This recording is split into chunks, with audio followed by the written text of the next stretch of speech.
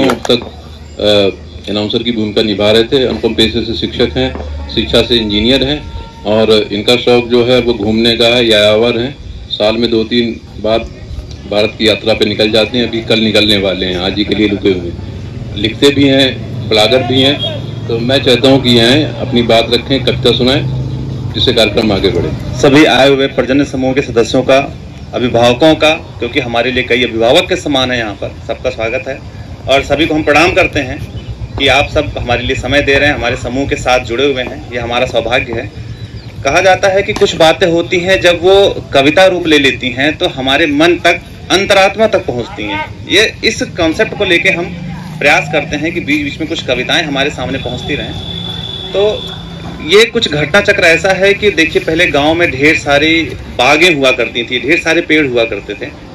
हम विकास किए, वैज्ञानिक विकास किए, हमने पेड़ काटे और पेड़ काटने का असर ये हुआ कि धीरे धीरे पेड़ों की संख्या हमारे सामने कम होती गई।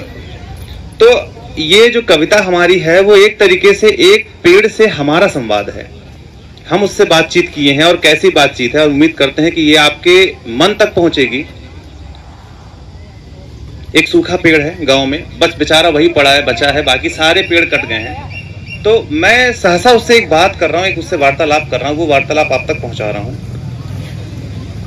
गांव का वो पेड़ सूखा कर रहा है इंतजार, गांव का वो पेड़ सूखा कर रहा है इंतजार। काश कोई दिन जो बदले आएगी मेरी बहार, गांव का वो पेड़ सूखा कर रहा है इंतजार। काश कोई दिन जो बदले आएगी मेरी बहार, गांव का वो पेड़ सूखा। पर बताए कौन उसको, पर बताए कौन उसको, लालची संसार है। ये कहो जो तुम खड़े हो, ये कहो जो तुम खड़े हो, ना मिला खरीदार है। जो मिला होता कोई तो आज तुम चिन्हते कहीं पर, हाथ कट जाते तुम्हारे। एक पेड़ की वेदना मैं आपके सामने रख रहा हूं। हाथ कट जाते तुम्हारे, पाँव होता ना जमी पर, हाथ कट जाते तुम्हारे, पाँव होता ना जमी पर। तब बताओ क्या मुकद्दर का तुम्हें इंतजार है। ये खुला संसार उनका भी खुला बाजार है। वो तुम्हारे दिन गए अब। ये एक तरीके से अहंकारपूर्ण भाषा है हमारी, हम मानव समाज की, जो हम एक पेड़ों के साथ करते हैं। और वो अहंकारपूर्ण भाषा मैं आपके सामने रख रहा हूँ कविता के माध्यम से। वो तुम्हारे दिन गए अब, जा चुका यौवन तुम्हारा, धरती को माँ कहने वाला, जा चुका माली बेचारा। किससे तुम उम्मीद बांधे, आज तक तन के खड़े हो। कुछ तो बोलो क्या है मन में, जिसके दम पे तुम खड़े हो। देखिए, अभी तक हमने सब पेड़ से पूछा कि क्या वजह है कि तुम अकेले यहाँ पर खड़े हो। सारे तुम्हारे बाग के पेड़ कट गए हैं, सूख गए हैं, लेकिन फिर भी तुम सूखे होने के बाद भी खड़े हो। अब उसका जवाब सुनिएगा।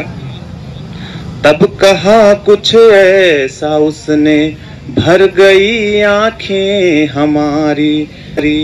था खड़ा मैं शून्य होकर, शर्म से सांसें थी भारी।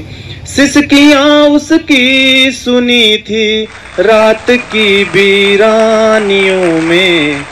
प्रश्न तो पूछा था मैंने, मुझ पे था अभिमान भारी। पेड़ क्या जवाब दे रहा है?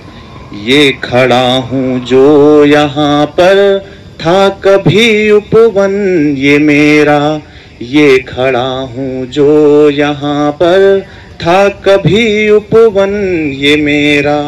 कोपलें तन पे चढ़ी थी, फूलों से श्रृंगार मेरा था। मेरा परिवार इसमें थे अनेकों साथी मेरे, पुरखे भी सारे तुम्हारे रह परिवार मेरे। उम्र उनका साथ छोड़ी, मैं बना उनका सहारा, जीते जी वो साथ मेरे, मरते मैं उनका सहारा। मैं बढ़ा बन के मुकद्दर, लेके रिश्ता प्यार का, घर की छत बन छांव दी और सुख सारे संसार का। मैंने शुरुआत में उससे प्रश्न पूछा था कि आखिर तुम अकेले कैसे खड़े हो, इस सूखे हो चुके हो, फिर भी तुम हमारे इस बाग में अकेले क्यों खड़े हो।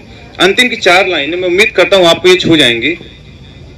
तुम मेरा परिवार हो तो, पेड़ क्या बोल रहा है हमसे, तुम मेरा परिवार हो तो ये मेरा अभिमान है, फिर भी कहते क्यों खड़ा मैं, दिल मेरा नादान है।